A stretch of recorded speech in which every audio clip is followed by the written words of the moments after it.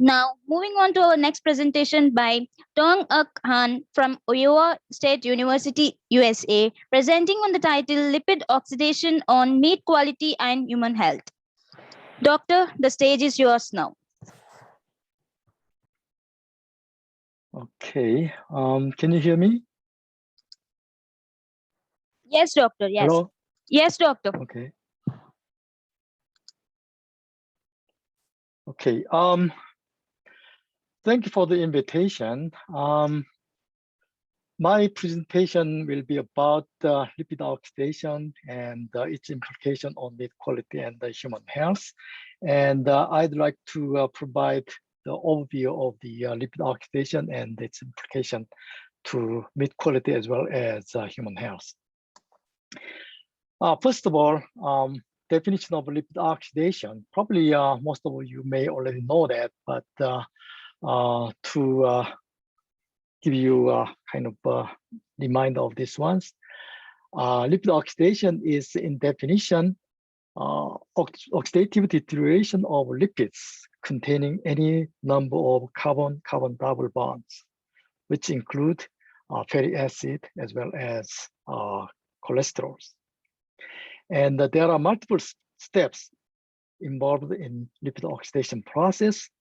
And also there are many factors involved in the development of lipid oxidation.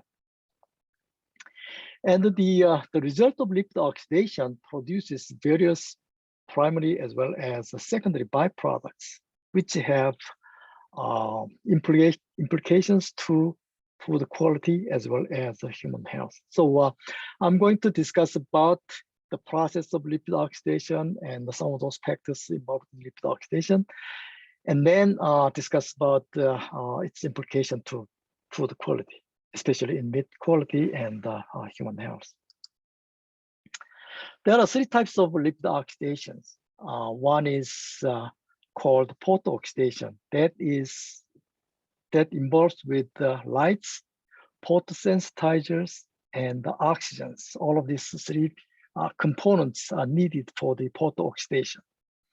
And then the second type of lipid oxidation is the enzyme catalyzed oxidation, which is the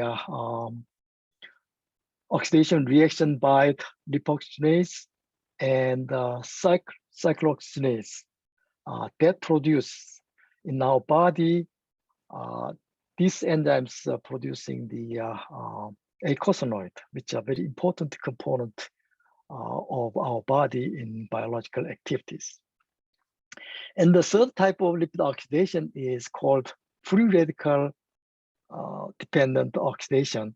And sometimes we call it auto-oxidation because once this oxidation starts, this is automatically keep cycling.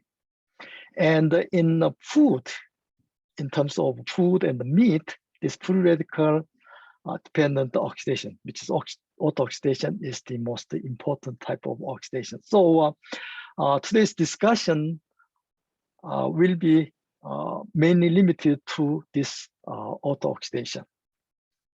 And this result of oxidation in the food produces off-flavor compound, so which generates off odors in the meat and other food products. And also lipid oxidation produces some of those toxic compounds which can cause cancers in our body. And lipid oxidation can induce the loss of the functionality of the food products and also loss of nutritional values, especially the if that is involved with the oxidation of vitamins, their nutritional value can be lost. And in meat, when pigment is oxidized, color changes in the meat, and that's give a very significant impact to the acceptability of the meat products. So I'd like to move on to the process of lipid oxidation, especially the auto-oxidation. And this auto-oxidation is have the three different process: initiation, propagation, and termination processes. And among these three steps, initiation and the propagation steps are very important. Initiation is mainly started by the free radical, like hydroxyl radicals, like in here. This hydroxyl radical, which is a highly reactive compound, have strong enough reactivity to abstract hydrogen atom from this polyunsaturated fatty acid. And then this hydroxyl radical become water, and then this fatty acid become fatty acid radical or lipid radicals. So this is called initiation stage. And then this lipid radical goes to the rearrangement process to stabilize these lipid radicals by moving this double bond from this place into the next one and move these free radicals into the switching this place.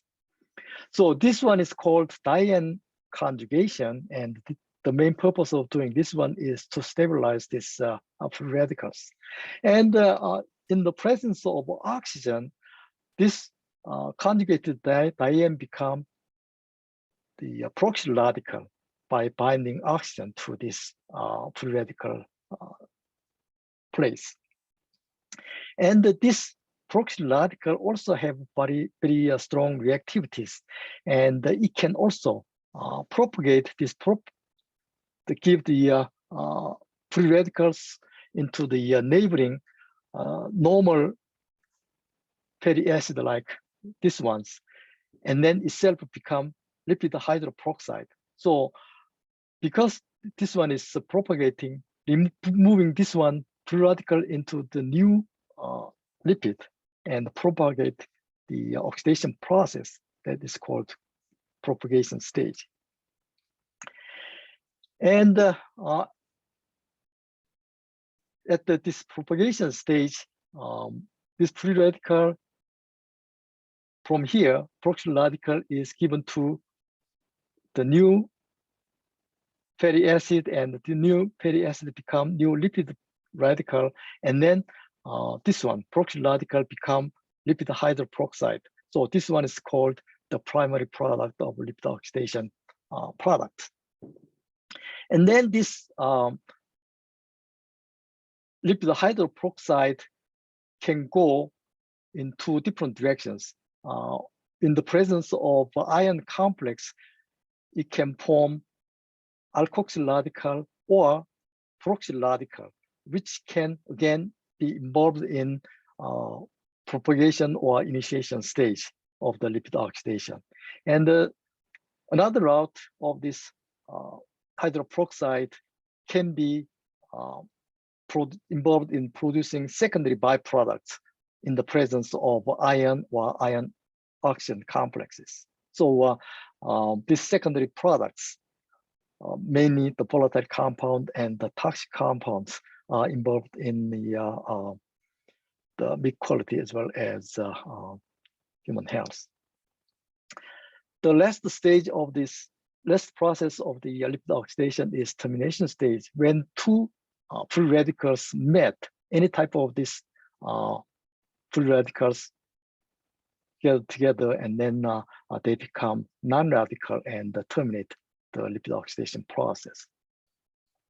So this one is, this slide is the summary of auto-oxidation process, starting with polyunsaturated fatty acid in the presence of free radical, hydrogen abstraction, and goes through the diene conjugations, and then in the presence of oxygen, become lipid peroxide. Lipid peroxide is broken down or produce reactive oxygen species depending on the catalyst present, and then produces, in case of they produce secondary byproducts or involved in polymerization or insolubilization of the protein, which is related to the protein oxidation, which we will be discuss a little bit more in detail later. And all of these type of secondary products increases the oxidative stress in the body when we consume these products. And then this can cause various diseases, including inflammation, atherosclerosis, cancer, and aging. There are many factors involved in development of lipid oxidation in meat as well as food. One of the important factors is fatty acid composition. And then the presence of free radicals, availability of oxygen. Oxygen is really an essential part of the progress of lipid oxidation, as we have seen in the earlier summary slide. And also presence or absence of the pro and the antioxidants, and the processing conditions of meat, which include irradiation process, cooking process, or grinding, cutting, mixing, and restructuring. All kind of processing process involved in meat processing. And also packaging and storage. Packaging is basically to prevent any kind of external materials contacting to the meat or food products. It can be either oxygen permeable or non-permeable, depending on what kind of packaging material you are using. The effect to the development of lipid oxidation can be numerically different because of the oxygen access to the product. And also storage time and the temperature will have a very significant impact to the development of lipid oxidation. Then why the number of double bonds? Polyunsaturation is important in the rate of lipid oxidation. This table shows that depending on number of the double bonds in fatty acid, C18, carbon 18 stearic acid with no double bonds. If we consider this one as the reactivity value 1, a relative value of 1, and this one, oleic acid, with 1 double bond, the rate is about 100 times faster than without double bond. When it has 2, it's 1200 times faster than this 18-0. And when they have 3 double bonds, 2500 times faster than the 18-0. In other words, this presence of double bonds exponentially increase the rate of oxidation, because in the presence of these double bonds, it can weaken some of those bond strength of hydrogen atom attached to carbon in between these 2 double bonds. So the hydrogen atom attached to this carbon in this between these 2 double bonds of the fatty acid is 65 kilocalorie, while the carbon attached to these double bond areas is 103 kilocalorie. And far away from here, with a single bond, it's 85 kilocalorie. In other words, the hydrogen atom attached to this carbon has much weaker bond and much easier to be abstracted by free radicals. That's why a double bond, anything with the double bond, weakens the bond of the hydrogen to this carbon in the fatty acid, and much easier to remove by free radicals, and lipid oxidation process much easier with the polyunsaturated case. There are many free radicals and reactive oxygen species we are talking about, and we can see, and also they are very directly or indirectly involved in the initiation as well as the propagation of the lipid oxidation. Some of these free radicals or reactive oxygen species have strong enough reactive energy, and they can directly involved in initiation as well as propagation stage. But some others, like superoxide, triplet oxygen, hydrogen peroxide, ozones, they don't have strong enough reactivities to directly abstract hydrogen atom from polyunsaturated fatty acid. But as you can see in this picture, all of these reactive oxygen species can be interchangeable depending on the conditions.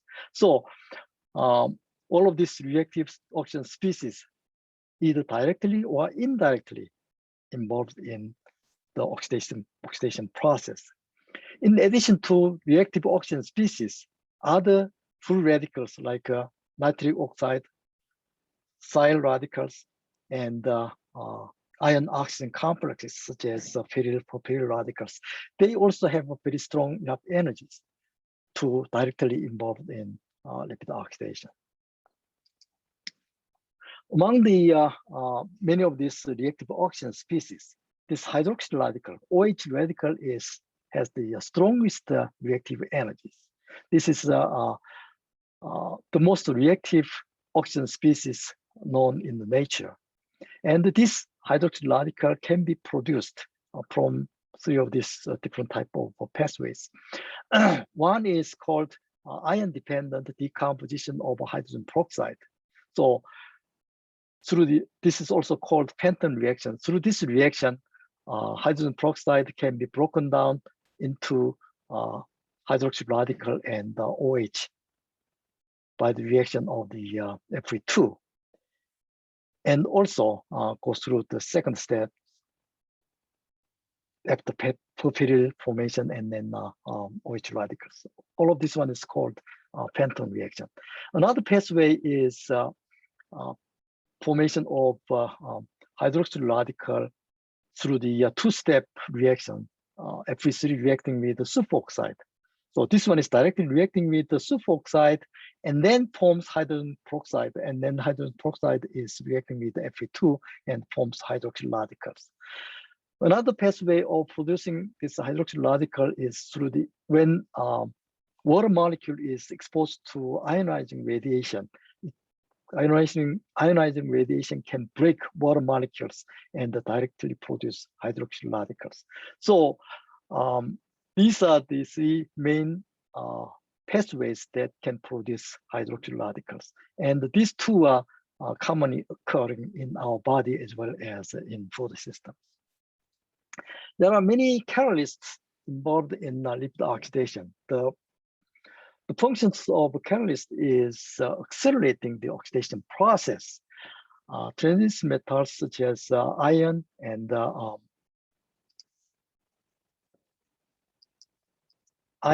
the copper are involved in these catalytic activities of lipid oxidation. In the meat, there are many different types of iron.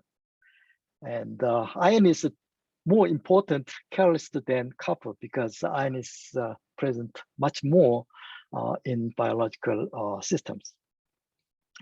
And among these iron forms present in the meats, some of them are directly involved in lipid oxidation, catalytic activities of lipid oxidation, but some others have much lower activities than others, like loosely bound iron. Sometimes we call it free iron, free ionic iron, or hematine, hemine, which are the product of the heme ions. And iron-heme complexes also product of the heme ions, Fe4 form or Fe5 forms. They are directly involved in the catalytic activity and accelerate oxidation. But some others like tightly bound iron, stored iron, or heme ions, they themselves, because they are the ions in there are kind of trapped in the structure or part of the structure. So their activities, catalytic activities are much lower than the form of the ions like I have discussed in earlier. So this table shows that differences in their activities in terms of catalyzing oxidative reactions. As you see here, ionic iron, when we added 10 parts per million free ionic iron, the amount of malonyl iodide formed in the meat products is much higher than other forms of ions. Just like in the myoglobins, it doesn't have much effect. And the ferritin, transferrin have very small effect in terms of compared with this nothing added. So different forms of iron have different catalytic activities. The reason why lipid oxidation is important in terms of meat quality is mainly because they are producing the volatile compounds, which can cause rancidities in raw meat and warmed up flavor in the cooked meat. So when this type of off odors are generated in meat products, it deteriorates sensory characteristics, which means consumer acceptability will be dramatically decreased. And most of these off-odor volatiles related to rancidity and warmed up flavor in ready-to meat are aldehydes. And sometimes oxidation are closely related to pigment oxidation and the generated brown discoloration. And because of the visual impurity of the brown colored meat products, consumer also don't like that type of product. So acceptability of meat products can be decreased by the oxidation. When the oxidation process is severe, degree of oxidation is severe, there could be some texture change, and also they influence drip loss of the products. This table shows that how the oxidative stress in the animal diets can influence the product oxidation states of the product in the cooked meat during storage. And when oxidized oil was fed in animals, some of those reactive oxygen species are accumulated in the body. Eventually, they can influence the stability of the product in the meat. When antioxidant is added in the diet, they stabilize meat. So this one is showing how the oxidative stress or conditions of diets can influence the product later. This graph shows the how the cooking or the types of meat influence the oxidation during the storage. Left side of the figure shows the lipid oxidation in the raw meat from beef, chickens, and pork, and right side is after cooking. As you see here, the raw meat, in the raw meat, development of lipid oxidation is much slower compared with the cooked meat, because in the raw meat, there are lots of antioxidant compound as well as enzymes, which can slow down or prevent oxidative changes. But once the meat is cooked, all of those enzymes can be destroyed, and many of those antioxidant compounds also can be inactive. So that accelerates oxidative changes. And also, depending on the fatty acid composition, amount of fat present in the meat products, the rate of the oxidation can be dramatically different. Usually, beef has much more fat content than the pork and the chicken meats, and it has much fast development of lipid oxidation in the beef product. Another important fact is with the high speed of raw beef, high speed of lipid oxidation of raw beef is the amount of the total antioxidant compound in the beef. Compared with chicken meat, beef has much lower total antioxidant activities than the chicken meats.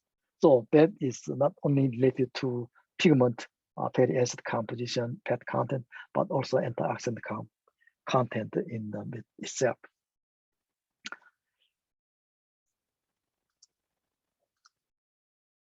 This one is how packaging, which blocks the oxygen, influence the T-bars of the cooked meat. we use the 3 different type of packaging method to show how important the packaging, how important the oxygen contact to the meat is in terms of development of lipid oxidation. So back in packaging, usually we package those meats after meat is chilled, cooking and chilling for several hours and then packaging. So during that period of time, even though they are back in packaged, they have lots of time to develop oxidative changes. This hot baking packaging is just packaging the meat immediately after meat is cooked. Meat is still hot. So compared with hot packaging, cold baking packaging, normal baking packaging, hot baking packaging has much lower oxidative development than cold baking packaging. And compared with aerobic packaging, which is free access to oxygen, then this baking packaging, cold baking packaging as well as hot baking packaging has much lower oxidation development than this aerobic packaging. So that indicates that how important oxygen contact is to the oxidation development in the cooked meat during storage. The major volatiles indicator of the lipid oxidation used in meat is the hexanol. And this graph shows that how hexanol is correlated with T-bars, which is the degree of lipid oxidation measured in the meat. So very high proportional relationship with high R square values like 0.943. There are many different types of volatile compounds that can influence odors of the meat. Those include many hydrocarbons and ketones, aldehydes, sulfur compound. Among these ones, mainly these aldehyde compounds are involved in lipid oxidation. Sometimes production of sulfur compound like hydrogen sulfide, methanethiol, and dimethyl disulfide. When they are present, their effect would be much stronger than the aldehyde, even though aldehyde is the main compound in the volatiles of lipid oxidation. Now, the implication of lipid oxidation to human health. Oxidative stress means the imbalance favoring pro-oxidant and disfavoring antioxidant, which potentially leading to the damage. So under normal condition, this antioxidant and the pro-oxidants are in balance, but oxidative stress condition, this pro-oxidants is stronger than the antioxidant conditions in our body. That is because a lot of free radicals can be coming from external as well as internal sources. The external sources could be coming from the UV lights, which generates the superoxide and hydroxyl radicals. And also ionizing radicals can produce hydroxyl radicals, which can damage DNAs and the proteins, lipids. Smoking also can produce this type of hydroxyl radicals, and air pollutions. So all of these things are the external sources. And then internal sources include metabolism. Another external source is this food, oxidized food. When we consume oxidized food, like oxidized oil or oxidized meat, they also can contribute very significantly to the oxidative stress in our body. And the internal sources include some of those superoxide produced from mitochondria. In fact, earlier, the speaker indicated that 3%, usually it's 2 to 3% oxygen involved in the oxidative,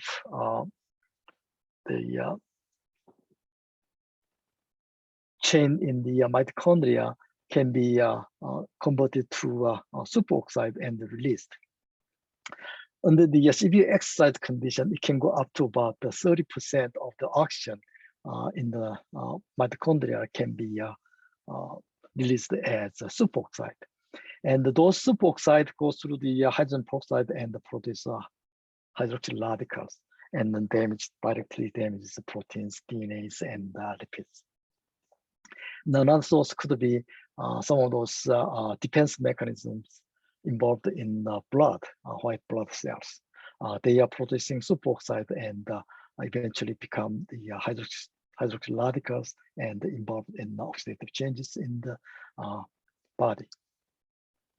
The consequence of lipid oxidation in the body, first of all, when it occurs in the membrane, it can change the structure of the membrane, alter porosity as well as ion channels, and membrane-bound signal proteins, and increase membrane permeability. And also induces protein oxidation. Protein oxidation and the lipid oxidation are very closely related to each other. And then lipid peroxidation can damage DNAs and causes mutagenesis. And also lipid peroxidation products can be toxic. Some of these 4-hydroxynonenal malondialdehydes, those can be directly involved in damaging the body and then cause diseases. In case protein is oxidized by lipid oxidation, there could be lots of different type of reaction can take place. When protein oxidation occurs at the catalytic side of the protein, then function of the protein will be lost or generate abnormal functions. And when disulfide is oxidized, disulfide bond is oxidized, then it can generate, alter the secondary and the tertiary structure of the protein, which means those proteins can be degraded by the protein degradation systems in the body. If that cannot be properly removed, then the proteins cannot be removed from the body, it can cause many diseases. The pathological conditions that involved in oxidative stress include inflammation, atherosclerosis, various types of cancer, and aging. The inflammation is one of the very common type of reaction that caused by the oxidative stress. When part of the body is damaged, there would be a lot of bacteria swimming around this damaged area. And then monocyte is coming from the blood and then try to kill this bacteria. To do that, this monocyte generates a lot of superoxide, which is a reactive oxygen species. They can kill this bacteria, but it also can damage this wound area. So it can increase the inflammation area bigger and increase the inflammation further. And then more reacted the white blood cells, monocytes, swarming into these areas and produce more reactive oxygen species and make this damage bigger. And this type of vicious cycles continues. And atherosclerosis is mainly involved in the related to the oxidation of cholesterols. When blood vessel is damaged in the endothelium areas by physical as well as mechanical as well as the oxidized LDLs, then it releases reactive oxygen species, recruiting chemokines and accumulate platelet for the healing in the area.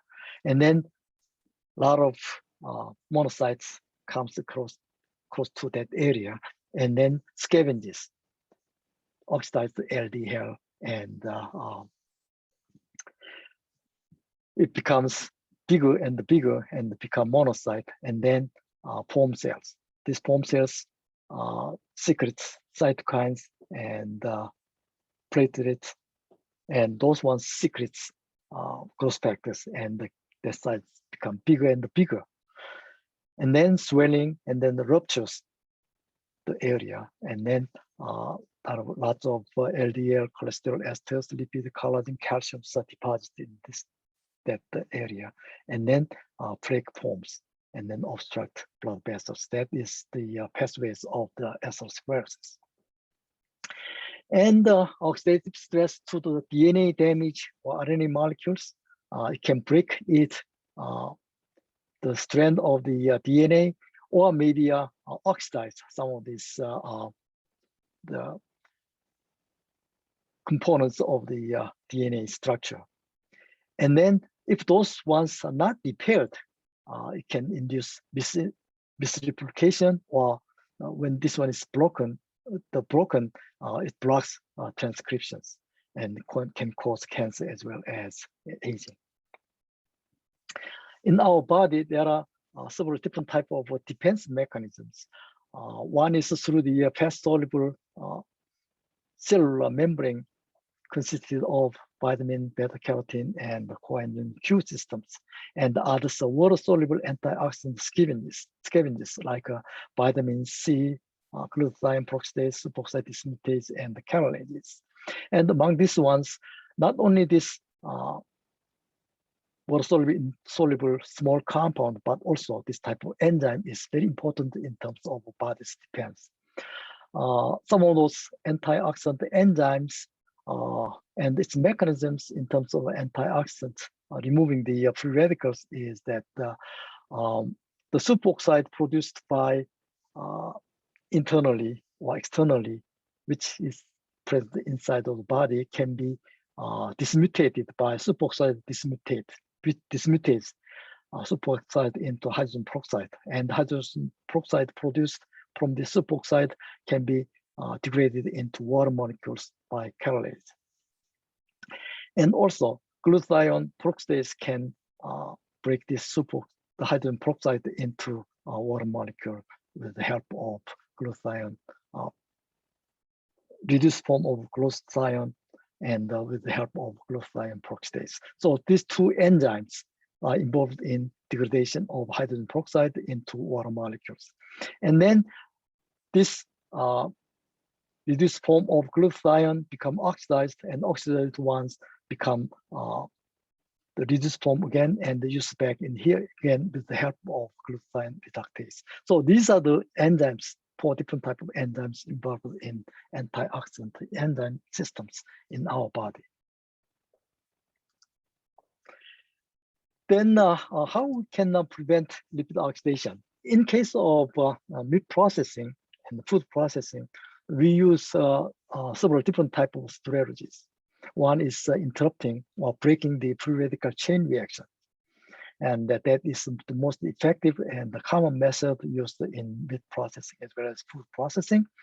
And the other one is chelating, using the chelating agents such as EDTA, DTPA, desperoxamine, phosphate citrate added in the meat or food products during the processing to chelate free ionic ion and prevent the catalytic activity of ions.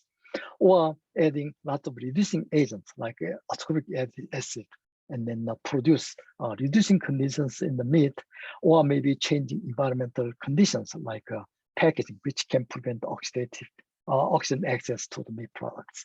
Among these ones, all of these one can be working, but interrupting free radical chain reaction or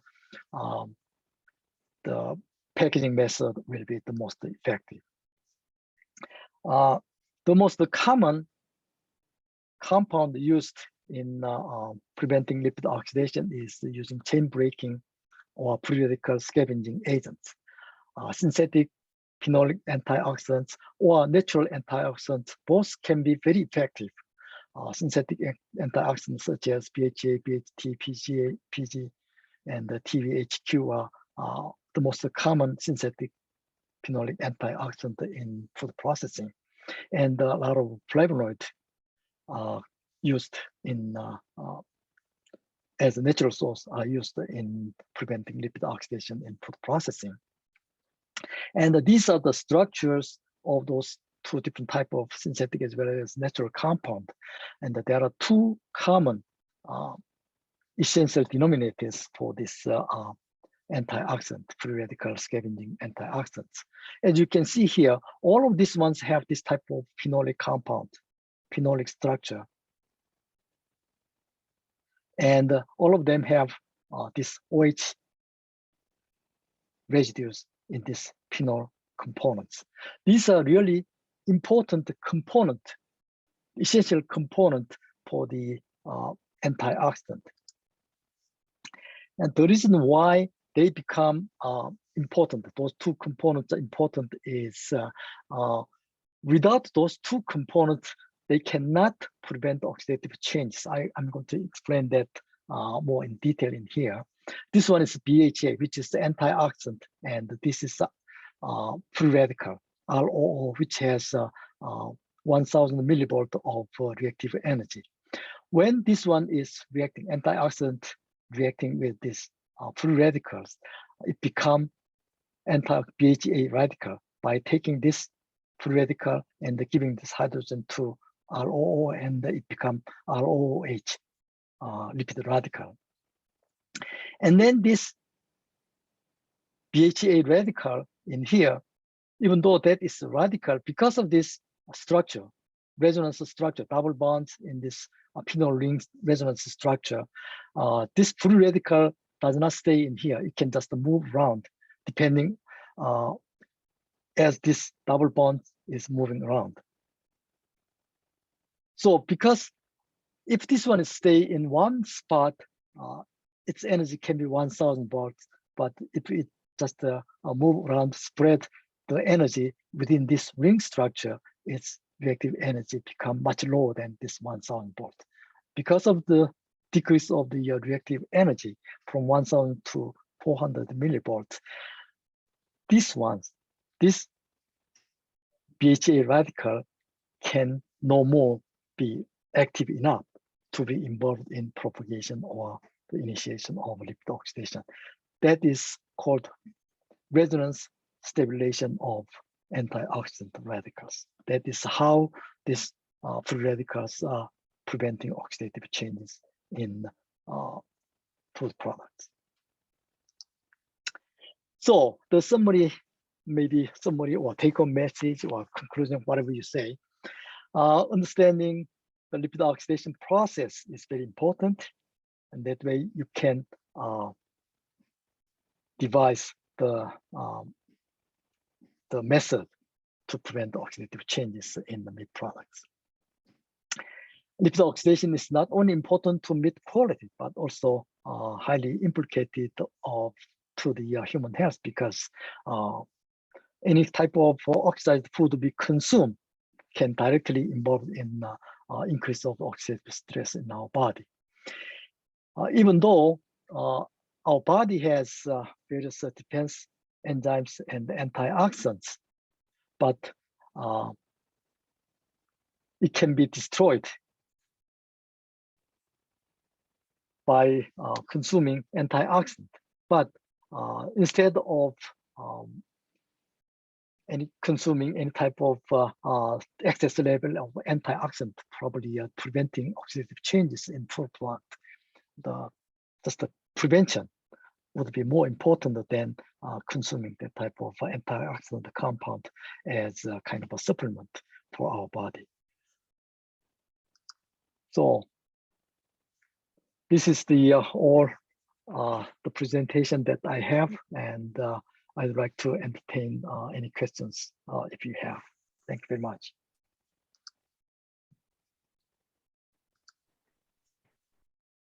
Thank you for that insightful talk, Doctor.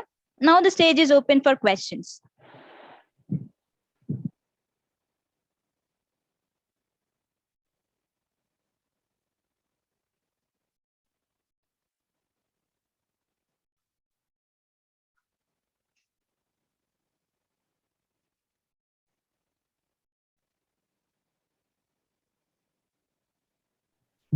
I assume that you have no questions from the speakers. Once again, I thank you for being a part of this webinar, Doctor, and hope to associate with our future events in person. Thank you so much. Thank you.